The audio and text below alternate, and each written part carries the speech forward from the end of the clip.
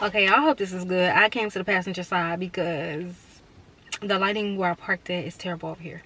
But I have a word for some of God's people, the Esthers, the Davids, the Mordecais, like whoever God has called you to be, whatever God has called you to be. I have a word for you, okay? So God is raising us up to fight, y'all. And how you know this word is for you is because the warfare has been amped up. Like, the things that you are experiencing spiritually have been amped up. You have been being awoken by God like at 3 a.m., 4 a.m., like all times of the hour, all times of the night, to pray against stuff, rebuke stuff, counsel stuff, you know, things like that. So it's been amped up, and it's because the enemy knows that this is it for him. This is it for him and his people. So today is the 13th. And on Monday, the 11th, the Holy Spirit spoke to me. He said the city of David. And he also showed me a vision of me Googling information about the city of David. I'm somewhat familiar with the story of David because God gave me the story of David in 2021. But there were like only specific parts that I know. So this part from Google, I got led to 2 Samuel chapter 5 when David became king of Israel. So Google said, I think it was the Bible that I have said that Zion was named the city of David. But I also saw, I think somewhere Bethlehem. Like, I don't know if those are the same things, the same places or whatever like that. But the Bible that I have said David captured the stronghold of Zion. According to Google, a stronghold is a place that has been fortified so as to protect it against attacks. So Zion, the city of David, was David's place of protection. Okay. That is where David was with God. That is where David built like strong city walls, strong walls around him or wherever, however that happened. And he was with God and God made him stronger. Okay. So God gave this to me basically when I was doing my research and my study and stuff. He said that you have become king over this territory or this land that I have given you. So we all know that some things are shifting. People are being taken down from their places. The last is becoming first. Yada, yada, yada. Like, all that stuff right there. You may know, this may be for you as well, because God may have already told you what your territory is or what your land is or what your promised land is or where it is or things like that. So, God's basically told me, like, you've become king. I've given this to you already. You know, you are in this. And the enemy and his people, his crew, his cohorts, all of them people, they know this and they are fighting us so that we are not successful in accomplishing the missions and the tasks and the callings that God has called us to within ourselves, our individual callings and our callings within our marriage. They hate it. They hate it. They don't like it. So they fighting us extra hard in the spirit right now. We gotta fight back. Okay, we can't go out like God told me this morning. He said, you can't fight cute. You can't fight cute. You can't do this cute. You can't do this the way that you've been doing it. Like, you got to partner with me to do it a different way, because you got to kill these demons. You got to kill these spirits. You got to get them out. You can't fight cute, okay? That's what the Lord told me this morning, y'all. As I was saying, David became the king of Israel. He was 30 years old. And God gave him Israel. Okay. He was sent to defeat, somewhere along the lines, he was sent to defeat the Jebusites in Jerusalem. The people who lived there, though, said, they told David, like, you can't get in this city.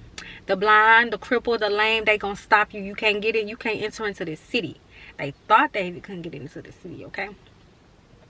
So this is translating to, like I said before, Satan is mad, the enemy is mad, and they feel like they can prevent you from entering even further into this land or this territory that God has given to you. They feel like they can stop you. They're doing everything that they can to push you back and push you back and push you back.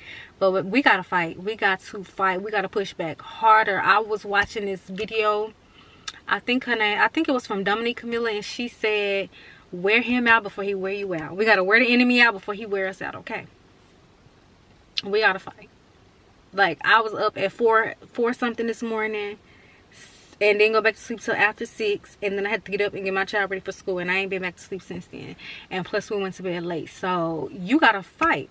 You gotta fight. Tired and all, you gotta fight. I was saying, I have in my notes, God, whatever God made you king over, whatever territory and land that God gave you, whatever crossing over you just did, the enemy is mad. And this is why the warfare and the fight in the spirit has been amped up. So I ain't gonna go into the full story of David, but I know it's in 2 Samuel, and if you want to read it, go ahead and read it. But David became stronger with God. He strategized a plan to defeat the Philistines and with God. So you need to be partnering with God on how to defeat your enemies, on how to fight, on how to fight this new warfare, these new spirits and witches and warlocks or whatever they are, what coming for you. You gotta know how to fight against them, and you gotta be partnering with God so he can help you do that, because David was strong with God. So we have to be strong. We can't fight this alone. We have to fight it with God. Okay. 2 Samuel 7 talks about how the Lord gave David rest on every side from all of his enemies. So we're going to have rest after this. We're going to have rest. God, our enemies are already defeated. They have already been defeated. So dance like David danced. Be joyful. Be joyous. Because don't sit around sulking and depressing and sad because you was attacked last night. Get up and clap and praise God and worship, because what I said the other night was thank you, because you are just, what these people basically are doing are giving God more credit. Like, they are just going to give God more credit for the glory in your life. What the enemy meant for evil, God always means it for good. God went before David with the Philistines. So God has done the same for us. He has already gone before us, y'all. They are going to be defeated. We just gotta fight. We gotta fight our way through this. This morning I woke up, like I said, it was 4:24 a.m. And what I got from that time was something that God had gave me in June about David defeating Goliath. So we know David defeated Goliath with a slingshot and a rock, and he fell, and it was it. It's time to take down the Goliaths in your life, the crippled, the blind, the Philistines, whatever enemies are in your life. It is time to take them down, to take them out before they take you down and take you out. So the next part of this message, as I was up this morning, I was scrolling on Instagram and I came across this page, because y'all, I'm nosy, so I just be looking at everything. So I came across this page and it had some numbers on there. It had, like, on Instagram, it had the number of posts, your followers, and then your following. Literally all three of those numbers meant something to me. So we're gonna talk about the first number, which was 143. So this was something that God has given me once before, and the meaning, one of the meanings, is the 12th month in the Hebrew calendar. The 12th month in the Hebrew calendar is Adar, but we are currently in the 12th month, okay, which is December. In I think it's called the Gregorian calendar, American calendar, whatever it is. We are currently in the 12th month, right? So the verses associated with that meaning were Esther 3:7, Esther 3:12, Esther 8:12, and Esther 9:1. So I'm gonna read Esther 3:12 through 14, y'all, and this is the New Century Version on my Bible app.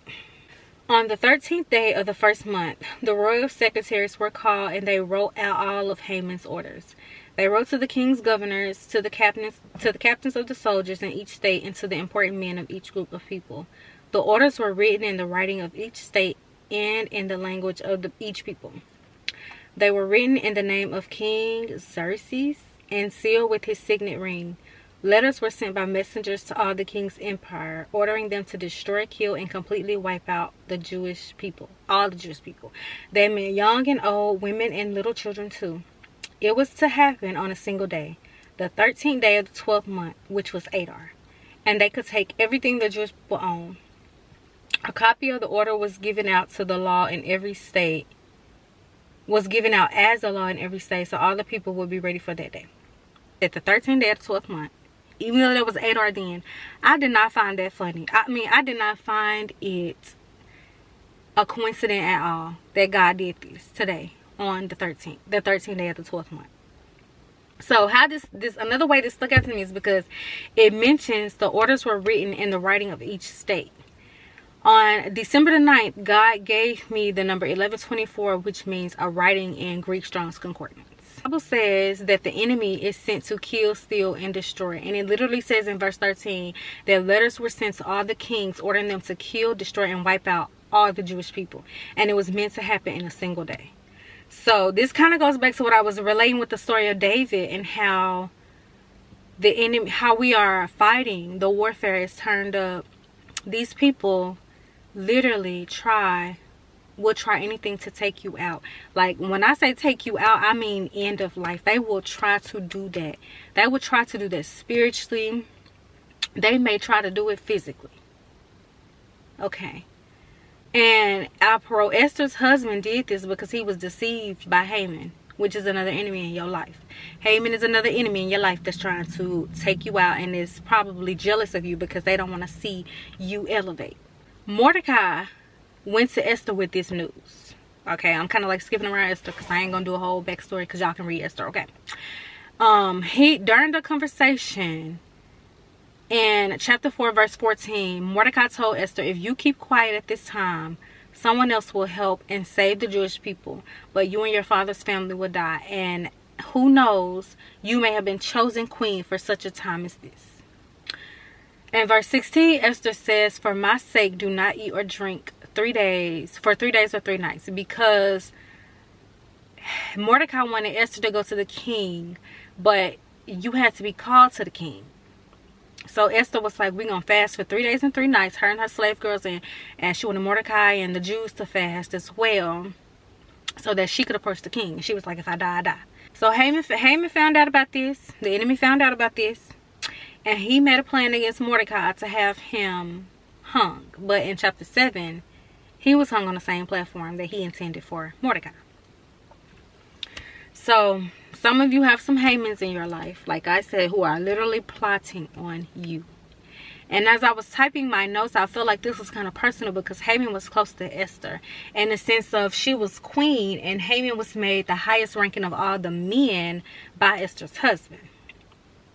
And even if it's someone that you don't know, these Hamans, they have devised a plan against you. And I want to say probably today because of God, the way that he gave this to me. Like, it was no coincidence at all that he gave this to me today. Like, it was intended for today. I don't know if you are the Mordecai or the Esther, but it's up to you to sit with God on what to do to defeat this person or to defeat these people, these enemies, these Hamans, these Philistines, these blind people, whatever they are, whatever type of enemy you are up against. Sit with God, partner with God, because God will give you the blueprint on how to defeat them. God is undefeated. So there is no way possible that they can win. Okay? Do not give up. Don't give up. So Mordecai was honored in chapter 6. He was honored for all of this. And once the king found out that it was Mordecai who sent the message or whatever, God is going to honor you publicly in front of your enemies before their demise. Okay, that is what God gave me, before their demise. And because the king sent Haman on a horse through the city streets announcing that this is what is done for the man whom the king wants to honor, and there was a banquet, that was given my spirit, prepare a table before the presence of your enemies, a feast in front of your enemies before their demise. Now, I don't know. That is what's going to come for some people, because God gives warning after warning after warning, and some people just don't listen. So he got to take them out before they can take you out. Okay, don't brag about this. Don't be going around excited that this happens to these people. You know, just pray and partner with God so that these enemies are defeated, because y'all, I feel like this is the last fight. This is the last fight for a victory. That is just what I am feeling. And it's not gonna stop. The fights are not gonna stop, because once you get to your promised land, new levels, new devils. Okay. In your marriage, you're gonna have to fight, but two are better than one. So you and your husband together are gonna be a force to be reckoned with. Okay, y'all are gonna be unstoppable, especially with God. That quarter 3 strands, you, your husband, and God, undefeated. Undefeated. Okay. So I just want y'all to take this word back to God for revelation, confirmation. Take partner with God, sit with God so he can tell you what to do. If this word, thank you guys so much for watching. Don't forget to comment down below. Check out the description box, you guys, because we'll put the verses that I mentioned on in the description box. If God leads you to sow, then I will leave that information down below as well. So have a good day, y'all.